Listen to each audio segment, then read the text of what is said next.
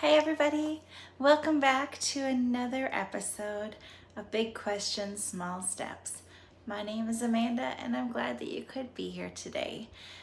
You might notice that I'm not wearing glasses today. That's because my contacts finally came in. So I get to go back to not having to wear glasses all the time, which is pretty awesome. And I'm enjoying that. Today's episode comes following a discussion I was having last night with my amazing boyfriend. And it's all about fear. So, in our discussion that I was having with my boyfriend, he asked a question that really just kind of struck a chord with me. His question was, why are you letting fear run your life? Okay, great question, thought-provoking. And then as I was reading the Torah portion or the parasha today, it was talking in there about how we're supposed to fear God. And basically that, like, you're supposed to have this awareness, this awe about him, so you don't take him for granted. So it made me start thinking and dive deeper into, what am I so afraid of? Why am I letting fear run my life? So I thought the best way to work through that is to talk with you, because a majority of people have things that they're anxious or fearful of in their life. 93% is what I read in a recent study. 93% of people admit to being anxious or fearful in the last 12 months. Now, my thought is there's probably some people in that mix that didn't answer honestly, because 93% is a pretty high amount, but I feel like there's probably more. Fearful of something, anxious about something. So let's go back to the basics, okay? So what is fear? Fear is an internal signal, psychological and physical, of danger or a threat, okay? It's a signal. It's supposed to, it's meant to, it's created to trigger an appropriate adaptation. Okay, makes sense. If someone is shooting a gun in the air, your senses are heightened. You're going to be moving at quicker speeds. You're going to automatically take care of yourself. If a car is coming towards you and it's not stopping, you're going to move. Like, those things make sense to me, but it becomes challenging to most people when that fear is not something external, but there's a fear that's in your mind. And particularly if that fear comes from your past. Yeah, gets tough really quick. So there used to be only two types of fear. It was fight or flight. Do you recall those? Fight or flight. Now they've added more. So there's fight, flight, faint, freeze, and flee. They're all F's. How convenient. But if you think back, you probably have one of those five. Perhaps you have multiple of those five in different types of situations. Okay? So as I was digging into the question from my amazing boyfriend, and I was thinking about the parasha for today, and I was thinking about, why do I let fear control my life? Why do I restrain myself from doing things because of those fears? I did research because that helps me feel like I have some control over the process and it's not happening to me. That's just what I do. So the greatest quote that I found regarding fear and dealing with that fear from past events to move forward is the realization that a state of blame doesn't help solve the problem. So if I keep saying, well, I'm afraid to this because of this, that's not helping solve the problem.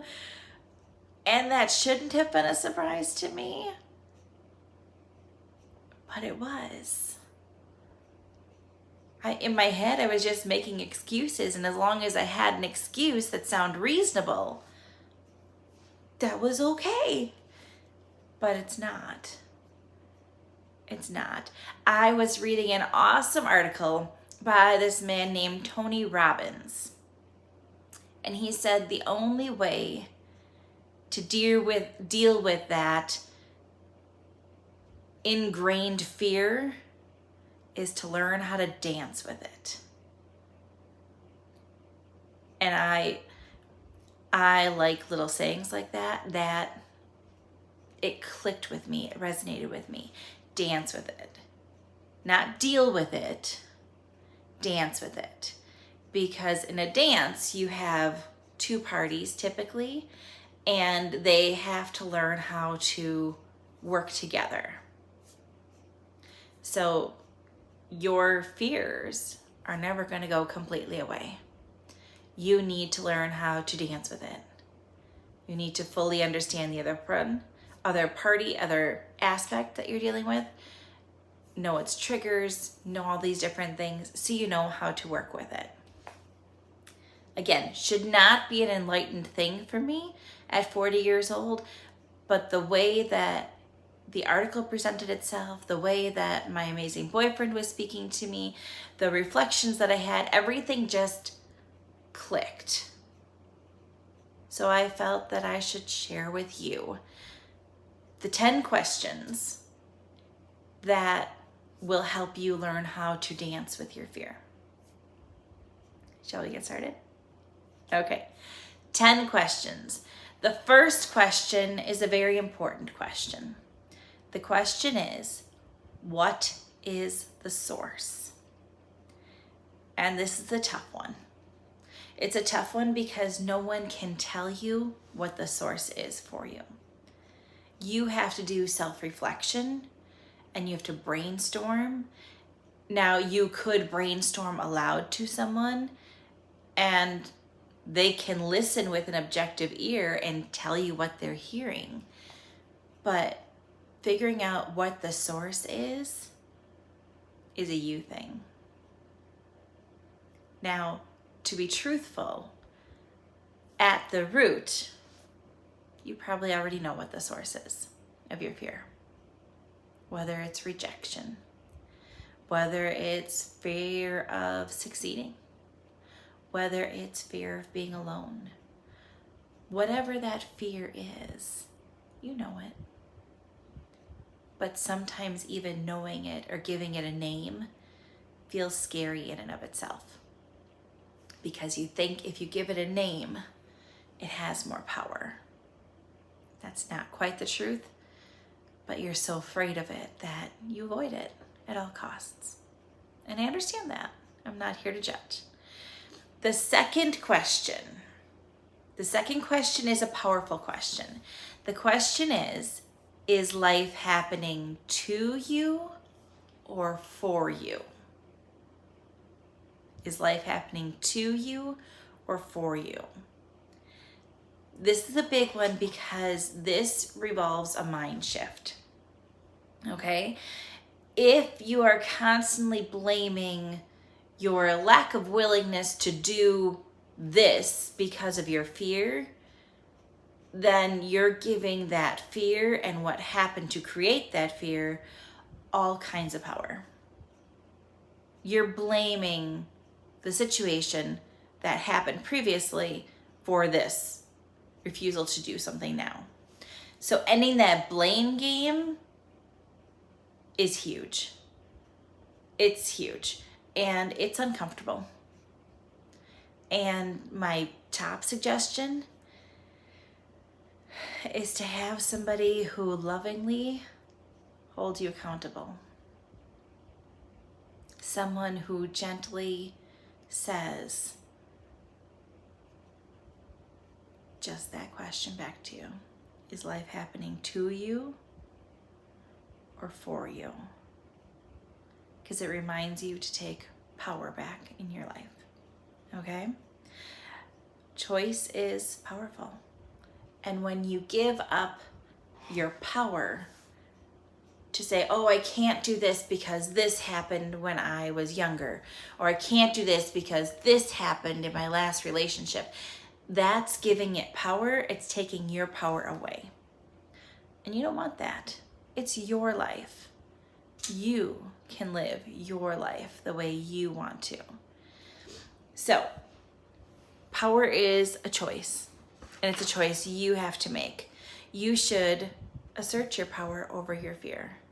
By taking control of that power, by taking control of that choice, you own how much that power, how much that fear is going to run your life.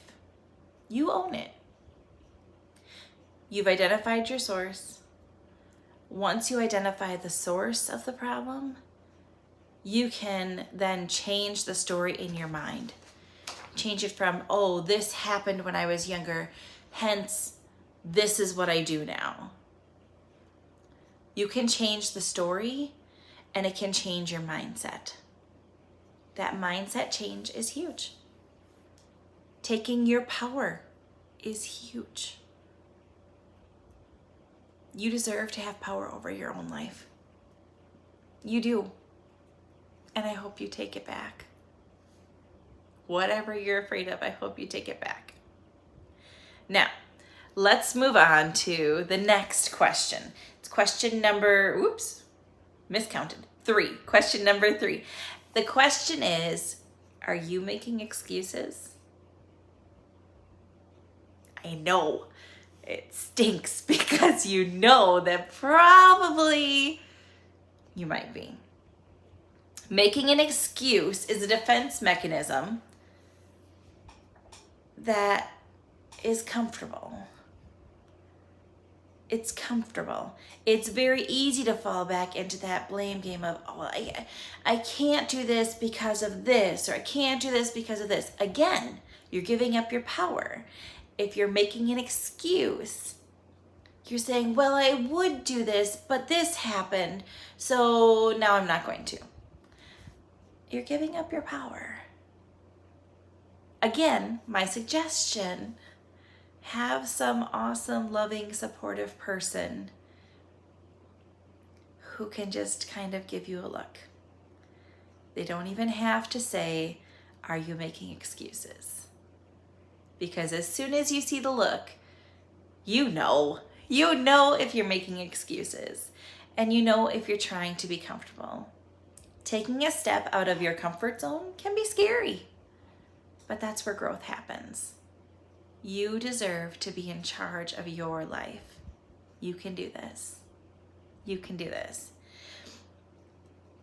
When you make an excuse, it brings you right back to living in that blame game.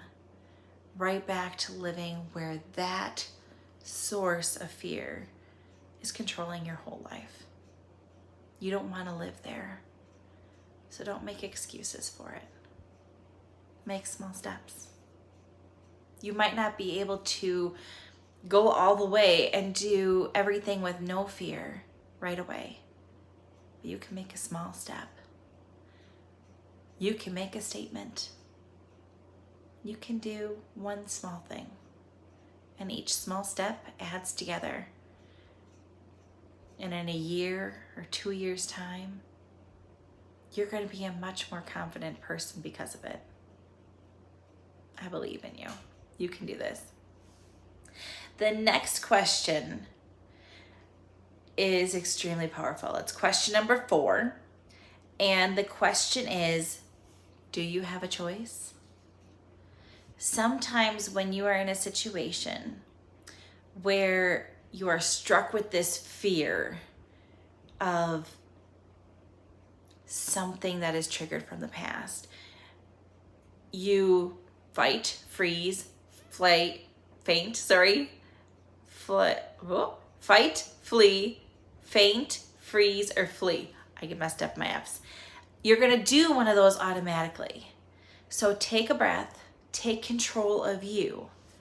Do you have a choice? There's always at least two choices in any situation. They might not be choices you like. They might be choices that are challenging. But they're choices. And when you have a choice, you get to make the choice. You have power. I'm a teacher by profession. I cannot tell you how important choices are to a 4-year-old. You need them to wash their hands sometimes. You need them to do something they don't want to do. But they have to do it. So you can give them a choice. It's time for dinner. We have to wash our hands. Do you want to wash your hands in the kitchen sink? Do you want to wash your hands in the bathroom sink?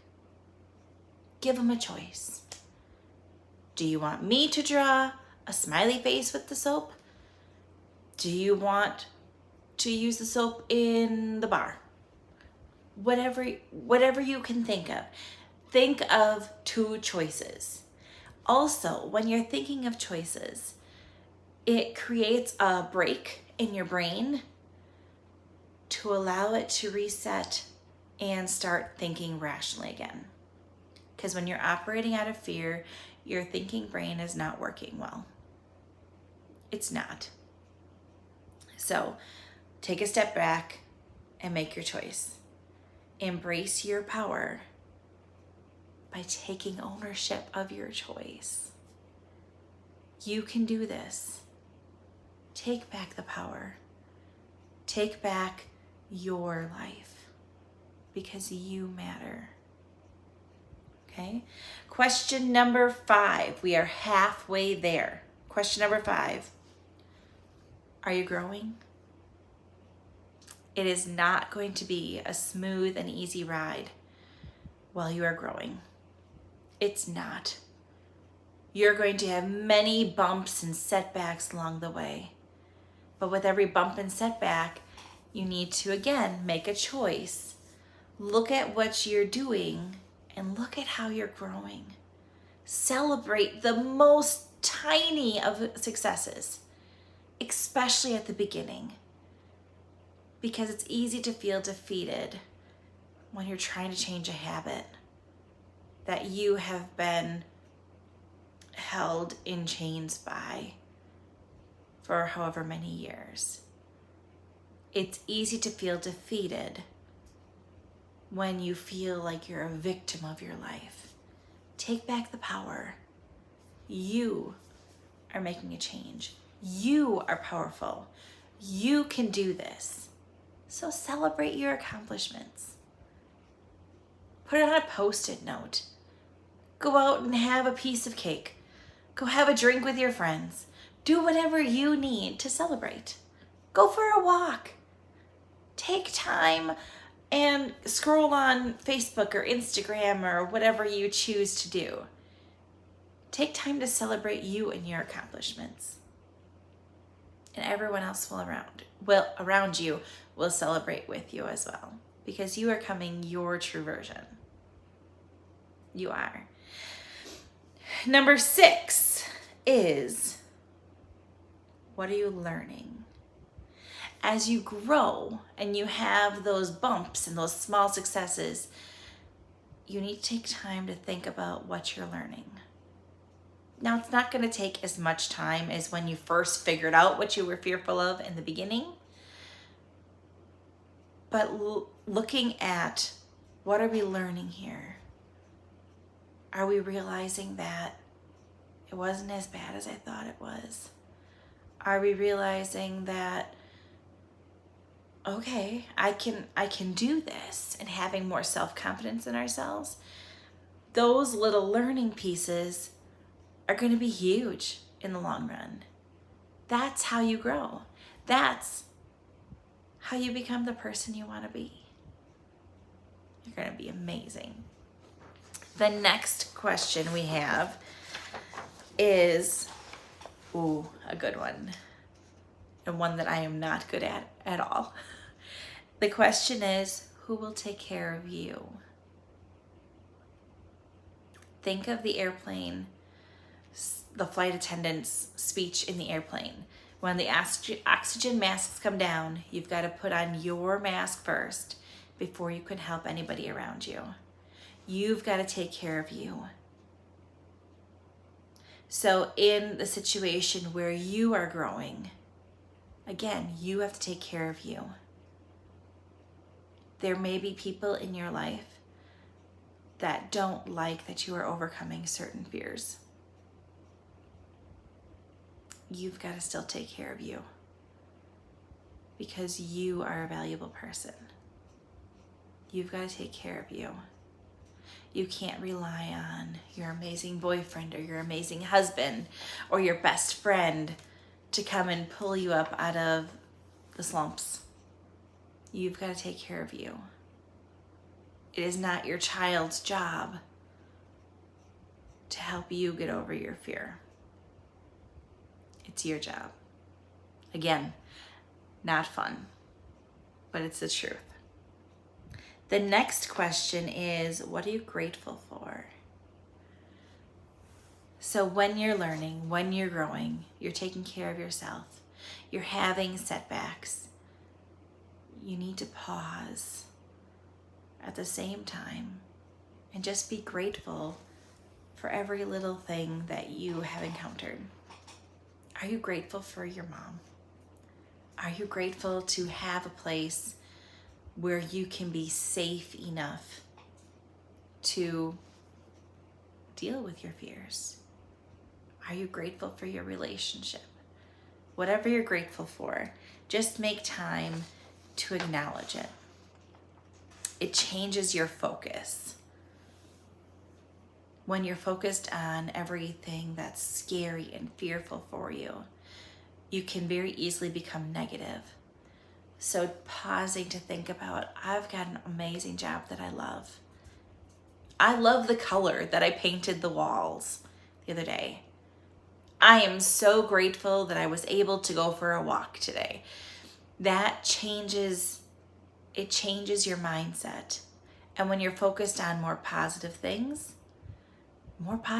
come your way. And that's a pretty amazing thing. The next thing to ask is, where are you? When all these things start to happen, whether you have fears that are coming or positive things that you are grateful for, it's very easy to mentally check out. Where are you? Just reminds you to be present in the moment. Don't be so focused on what's to come next. Don't be so focused on the fear overwhelming you and doing everything to you and distracting you. No, just be present. Where are you? Okay? And the last one is the question of, will you fail? You will. You will. And it's not fun to hear that, and it's not fun to say that. But in life, you're going to have multiple failures.